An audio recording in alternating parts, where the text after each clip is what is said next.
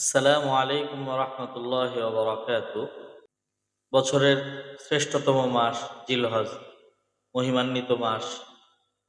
এই মহিমান্বিত জিলহজ মাসের ফজিলতপূর্ণ, তাৎপর্যপূর্ণ আশরায়ে জিলহিজ্জা বা প্রথম দশকের আলোচনা পর্বে ইতিপূর্বে আমরা করণীয় সম্পর্কে আলোচনা করেছি। প্রথম করণীয় পরকর্ম থেকে বিরত থাকা, দ্বিতীয় দ্বিতীয় আমল দশক জুড়ে রোজা রাখা, তৃতীয় আমল বিশেষভাবে ইয়ামে আরাফা বা জিলহজ মাসের ৯ তারিখের রোজা। চতুর্থ আমল এই দিনগুলোতে বেশি বেশি জিকির করা, বিশেষভাবে তাহলিল, তাকবীর এবং তাহমিদ, এই তিনটিকে একসাথে লা ইলাহা ইল্লাল্লাহ ওয়াল্লাহু আকবার ওয়ালিল্লাহিল হামদ এভাবে আমরা করতে পারি। এগুলো ইতিপূর্বের এপিসোডে আমরা আলোচনা করেছি। আজকের আলোচনা এই দশকে একটি বিশেষ আমল আছে তাকবীরে তাশরিক। আইয়ামে তাশরিকে তাকবীরে তাশরিক পড়া। আইয়ামে তাশরিক কোন কোন দিনগুলো, এ ব্যাপারে সাহাবীদের মধ্যে একাধিক মতামত এবং একাধিক মত পাওয়া যায়।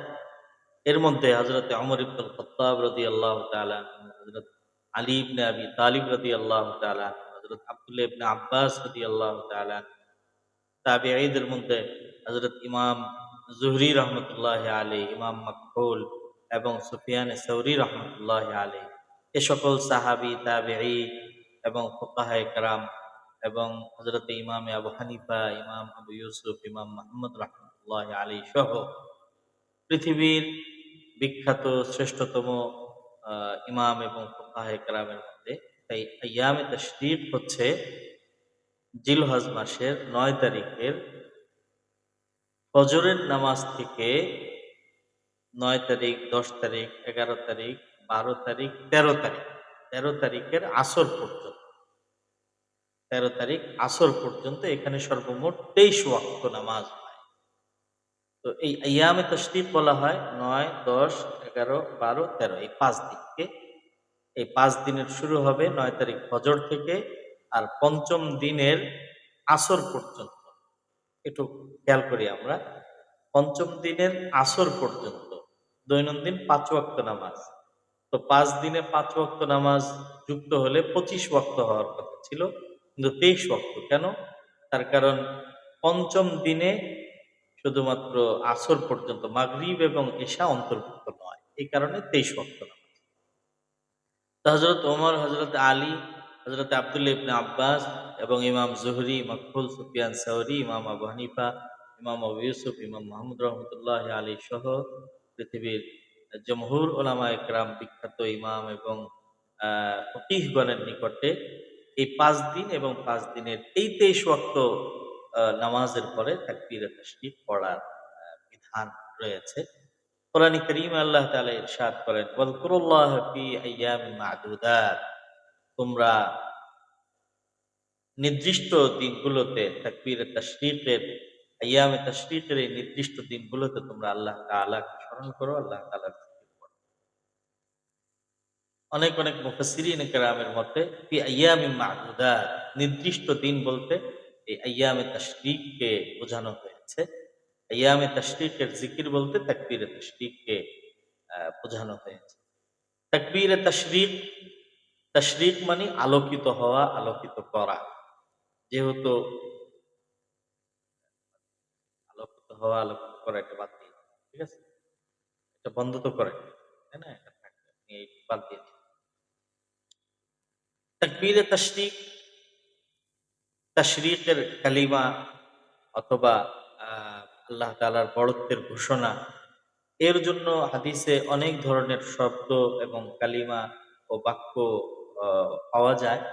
এর মধ্যে সর্বোত্তম এবং সর্বজন বিদিত, আমাদের সকলেরই মুখস্থ আছে, প্রসিদ্ধ সর্বজন বিদিত সর্বোত্তম বাক্যটি হচ্ছে তাকবীরে তাশরিক এভাবে পড়া, আল্লাহু আকবার, আল্লাহু আকবার, লা ইলাহা ইল্লাল্লাহ, ওয়াল্লাহু আকবার ওয়ালিল্লাহিল হামদ।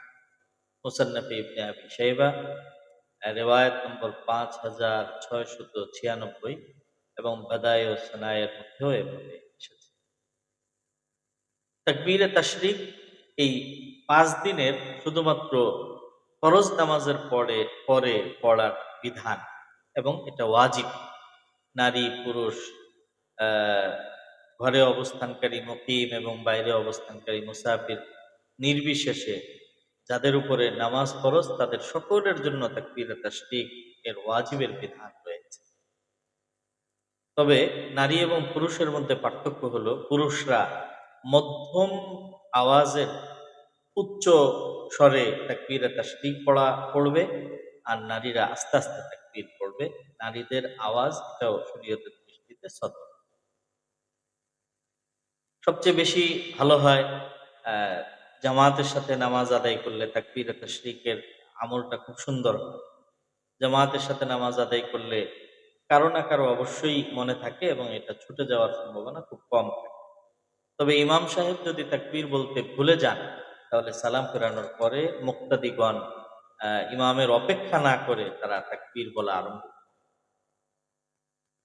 9 তারিখ থেকে 13 তারিখ পর্যন্ত এই 23 ওয়াক্ত নামাজের কোনো ওয়াক্ত যদি কারো কাজা হয়ে যায়, তাহলে কাজা নামাজের তাকবীরের তাকবীরে তাশরিকের কি হবে?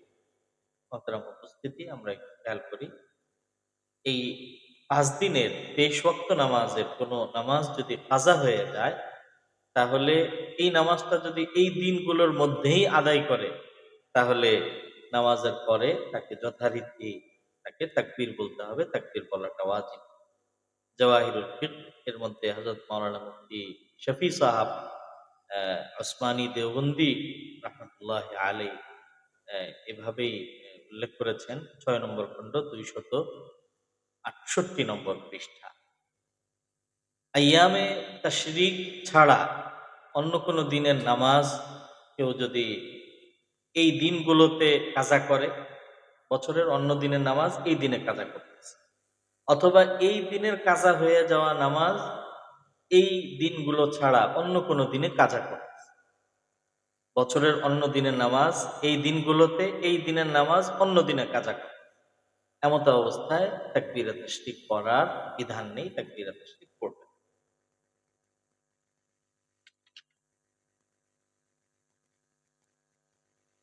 বিখ্যাত ফতোয়ার গ্রন্থ ফতোয়ায়ে আলমগিরি অথবা হিন্দিয়া এর খণ্ড নম্বর 6 পৃষ্ঠা নম্বর 97-তে কাজা নামাজ সংক্রান্ত তাকবীরে তাশরিকের মাসাইল এভাবেই উল্লেখ করা হয়েছে।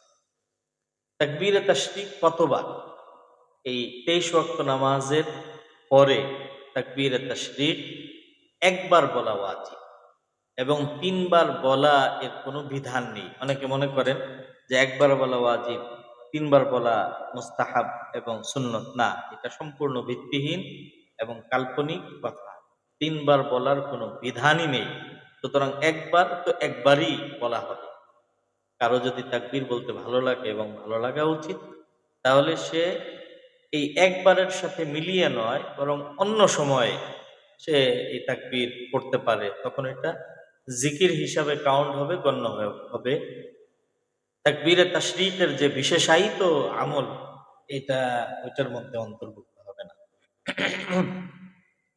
যদি কোনো ব্যক্তির থেকে তাকবীরে তাশরিক ছুটে যায়, নামাজ শেষ করছে, তাকবীরে তাশরিক বলতে ভুলে গেছে, তাহলে ওই ব্যক্তি যদি বাসা বাড়িতে নামাজ পড়ে, তাহলে যতক্ষণ পর্যন্ত সে নামাজের স্থানে থাকবে এবং নামাজ পরিপন্থী কোনো কাজ না করবে, যেমন কথা বলল না, কিছু খাইল না, নামাজের যে সকল কারণে নামাজ ভেঙে যায়, এমন কোনো কিছু তার থেকে এখনো সংগঠিত হয়নি এবং সে নামাজের স্থানে মুসাল্লা যায় নামাজে আছে, তাহলে মনে হওয়া মাত্রই সে তাকবীরে তাশরিক বলবে এবং তার ওয়াজিব আদায় হয়ে যাবে। কিন্তু যদি নামাজ পরিপন্থী কোনো কিছু করে অথবা জায়নামাজ থেকে উঠে যায়, তাহলে আর তাকবীরে তাশরিক এর এখন আর বলার সুযোগ নেই। এটা তার দায়িত্বে, একটা ওয়াজিব পরিত্যাগ করার একটা দায়িত্ব তার উপরে রয়ে যাবে।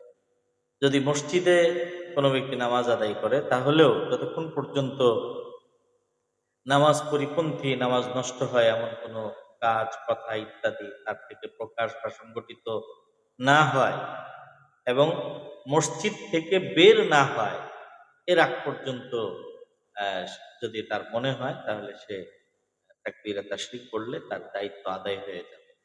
যদি নামাজ পরিপন্থী কোনো কথা বলে, কোনো কাজ করে, কোনো কিছু প্রকাশ পায় অথবা মসজিদ থেকে বের হয়ে যায়, এরপরে মনে পড়ে, তাহলে তাকবীরে তাশরিক বলার সুযোগ নেই।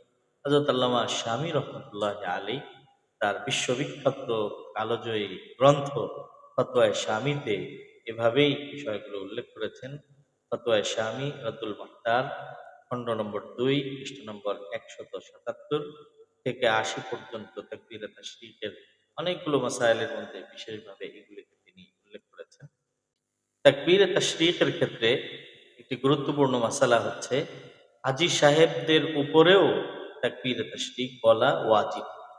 হাজী সাহেবরা ইহরাম বাঁধা অবস্থাতে তাকবীরে তাশরিকের যে সাধারণ নিয়ম, এই নিয়ম অনুযায়ী তারাও তাকবীরে তাশরিক বলবেন এবং তাদের জন্যও তাকবীরে তাশরিক বলা ওয়াজিব।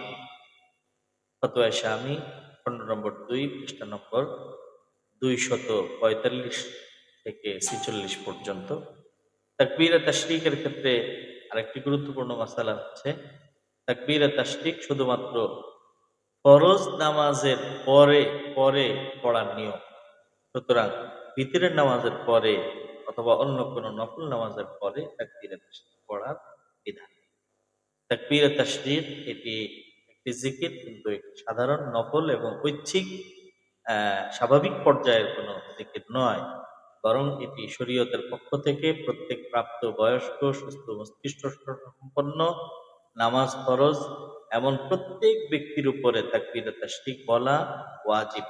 ৯ তারিখ থেকে ১৩ তারিখ পর্যন্ত এই ৫ দিনকে আইয়ামে তাশরিক বলা হয় এবং এই ৫ দিনের মাগরিব, পঞ্চম দিনের মাগরিব এবং এশা বাদ দিয়ে মোট ২৩ ওয়াক্ত নামাজের পরে তাকবীরে তাশরিক নারী পুরুষ নির্বিশেষে প্রাপ্তবয়স্ক সকলের উপরে তাকবীরে তাশরিক পড়া ওয়াজিব।